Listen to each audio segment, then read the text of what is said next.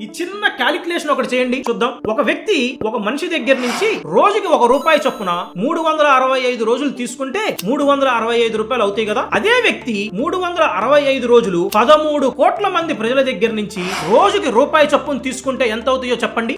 ఏంటి క్యాలిక్యులేటర్ లో సున్నాలు సరిపోవట్లేదా? సరిగ్గా ఇదే చేశాడు సహారా అధినేత సుబ్రతా రాయ్. 1978లో పేదరికాన్ని దూరం చేసి పేదలని ధనవంతుల్ని చేస్తానని చెప్పి సహారాని స్టార్ట్ చేశాడు. రోజుకి ₹1 ఇవ్వండి చాలు, గ్యారంటీగా రిటర్న్స్ ఇస్తాను అని చెప్పడంతో రిక్షా వారి దగ్గర నుండి స్కూల్ టీచర్ వరకు లక్షల మంది ఇందులో ఇన్వెస్ట్ చేయడం స్టార్ట్ చేశారు. ఎవరెవరు ఎంతెంత ఇస్తున్నారు అన్న రికార్డ్ సహారా మెయింటైన్ చేయలేదు. పేదల నుండి వచ్చిన వేల కోట్ల రూపాయల డబ్బుల్ని క్రికెట్ టీములకి, కార్పొరేట్ కంపెనీలకి, వారి కన్స్ట్రక్షన్ కంపెనీలకి, ఎయిర్లైన్స్ కంపెనీలకు సైతం తరలించుకున్నాడు. పేదల కష్టాలని తానే తీర్చగలనని అడ్వర్టైజ్మెంట్ల ద్వారా పెద్ద బాబాలాగా నమ్మించి 2011 కల్లా 13 కోట్ల మంది భారతీయుల దగ్గర నుండి డబ్బు తీసుకున్నాడు. ఇంకా సరిపోలేదు, ఐపీఓకి వెళ్దామని సెబీ తలుపు తట్టడంతో 24,000 కోట్ల రూపాయలు ఎటువంటి రికార్డ్ లేకుండా పేదల నుండి తీసుకున్నాడని తెలియడంతో దేశమే షాక్ అయింది. చివరికి సుప్రీంకోర్టు వారి డబ్బు ఇచ్చేయమని ఆర్డర్ ఇచ్చినా కూడా సహారా కంపెనీ దగ్గర